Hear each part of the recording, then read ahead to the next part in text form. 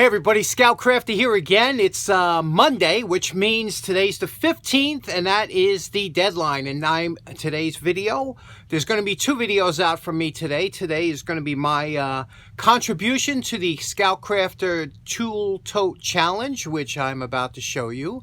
And also another video showing a montage of everybody who sent in photos. And let me tell you, there was some great photos.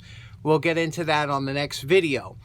As for my box, let's get right to it. Okay, so here it is, my humble entry to the Toolbox Challenge. And I have to tell you, as you know, I'm not a woodworker, but that doesn't mean we can't have some fun in the shop with wood. And let me tell you a few things about this box that I think is so cool, okay?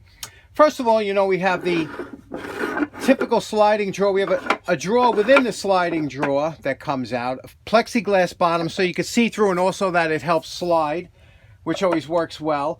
But here's what's cool about this box. Now, take a good look at it. And I know what you're probably thinking right now. I used all vintage hardware. All the hardware on this box is over 30 years old. The wood is over 20 years old. Some of it was found years and years ago, but not a knot on this box. And it looks kind of like a shaker style box, right? You look at it and you say, and we used all slotted screws. There's not a Phillips head screw. Like I said, it's all vintage hardware. Kind of in a shaker design. And a nice size, right? Nice shape. And again, like I said, with the drawers that... the sliding drawers that go in. So I know what you're thinking. You're probably thinking now, where's the sleeper part? You said there was a kind of a sleeper part. Well, let me show you.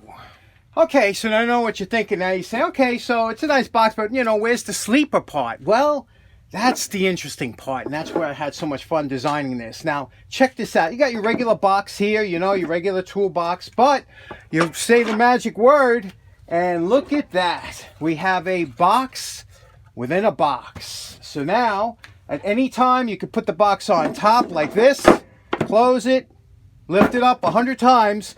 But when you say the magic word, all of a sudden, the box is there. Close it, lift it up, magic word, the box is there. I could do that 100 times. I just find that so cool. I mean, let's say you're going onto a job site or something. You put all your rusty tools up here and everything, and they say, okay, whatever. But then when you go into the job site, ba-bam, you got all your nice tools and everything in the bottom. I just think this is the coolest thing since sliced bread. What do you think? Is that pretty cool? Okay, so I don't know. I love it. And I know that you're saying, if you're anything like me, you're probably racking your brains going, how the heck did he get that to do that on command? How's that designed?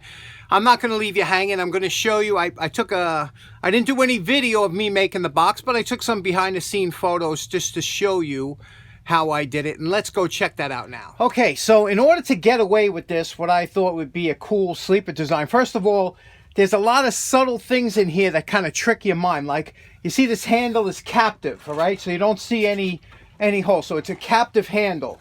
Also, you see all these screws? Now, mentally, when you see these heavy-duty screws, you think, okay, it's held into a floor of the box. But in fact, what I did was I took these screws here. See, these are the screws.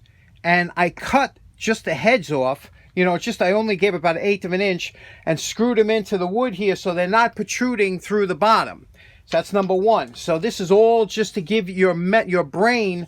to tell your brain that there's a base here when there isn't. Same thing over here.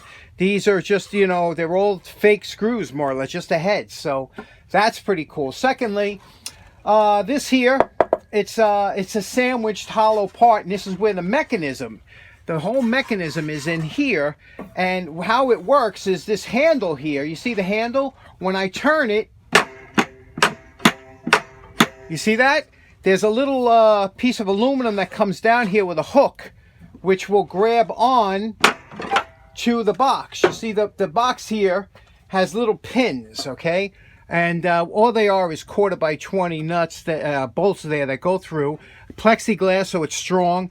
I beveled this in so that the rods could actually go through. And I'll show you what the bottom of the box looks like. See here? You see those? See that catch here? I mean, and there's springs. I think this is the coolest thing. So that's how that works. Now, one other part, in order to put the false floor in here and to make it strong, I couldn't have any fasteners show in the middle here, because that would give your mind, you'd say, hey, why is there fasteners running through? And you might think there's something going on.